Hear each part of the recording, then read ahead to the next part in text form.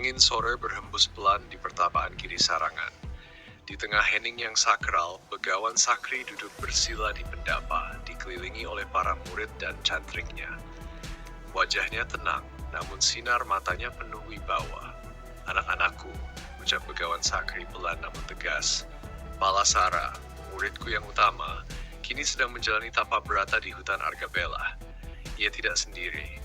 Ia ditemani oleh 4 punakawan, Semar, Gareng, Petruk, dan Bagong. Tapi, aku mulai khawatir." Para murid saling pandang. Begawan Sakri melanjutkan, "Aku pernah mengutus 2 abdi kepercayaanku, Gagak Seto dan Wulung Andoko, untuk menjemput Putri Durgandini dari negeri Wirata. Namun hingga saat ini, belum ada kabar. Aku curiga ada yang tidak beres. Pergilah kalian ke Argabela.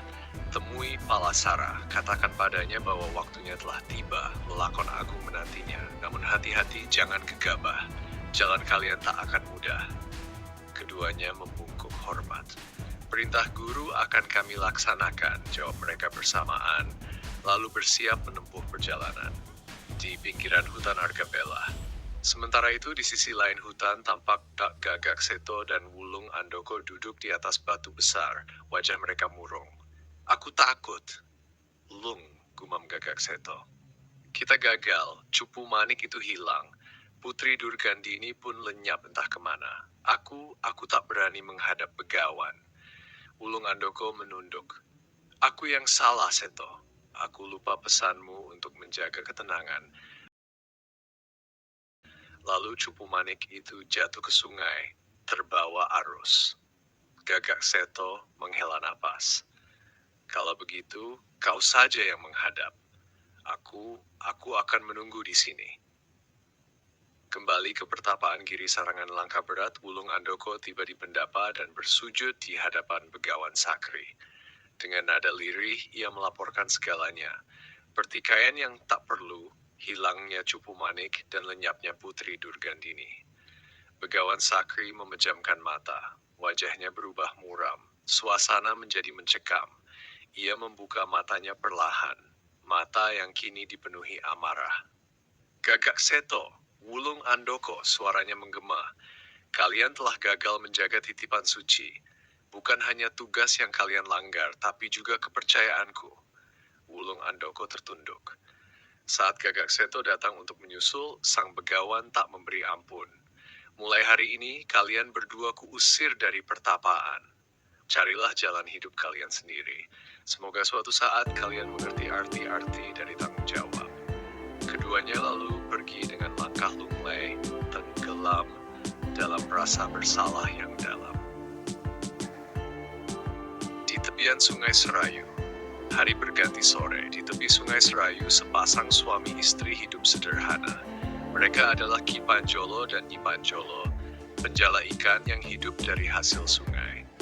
Di bawah naungan pohon radu tua, mereka duduk berdua berbincang ringan. "Kalau hari ini tidak dapat ikan, kita makan rebusan daun ketela lagi, Nyi," canda Ki Panjolo sambil tertawa. Nyi Panjolo menepuk bahu suaminya ikut tersenyum. "Yang penting kita masih bisa tertawa. Rezeki itu bukan cuma dari perut, tapi dari hati yang sabar."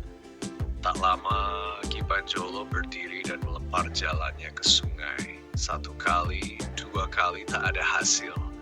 Namun pada lemparan ketiga, jala itu terasa berat. Ki Panjolo menarik dengan sekuat tenaga. "Loh, Nyi, ini berat sekali." Dengan susah payah, ia mengangkat seekor ikan besar dari dalam sungai. Kedua suami istri itu terkejut dan gembira. Tapi kebahagiaan mereka bertambah heran ketika membuka perut ikan itu. Di dalamnya terdapat sebuah batu berkilau. Cupu Manik Astagina. Seketika cahaya memancar di dalam batu. Angin berdesir pelan. Langit terasa hening. Dan dari kilauan cahaya itu muncul seorang gadis muda, berparas cantik, mengenakan pakaian kerajaan, namun dalam keadaan lemah. Aku Putri Durgandini," ucapnya lirih. Ki Panjolo dan Nyi Panjolo terpana. Mereka tidak tahu siapa dia, dari mana asalnya.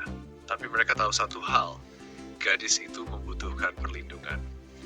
Tanpa ragu Ki Panjolo berkata, Kalau memang ini kehendak Tuhan, maka mulai hari ini, kau adalah anak kami. Nyipa Jolo memeluk Durgandini dengan lembut.